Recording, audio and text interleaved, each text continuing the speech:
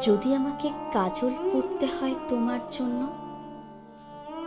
চুলে মুখে রং মাখতে হয়, গায়ে সুগন্ধি ছিটোতে হয়, সবচেয়ে ভালো শাড়িটা যদি পরতে হয়, শুধু তুমি দেখবে বলে মালাটা চুড়িটা পরে সাজতে হয়, যদি তলপেটের মেদ, যদি গলার বা চোখের কিনারের ভাঁজ কায়দা করে লুকোতে হয়, তবে তোমার সঙ্গে অন্য কিছু। প্রেম নয় আমার।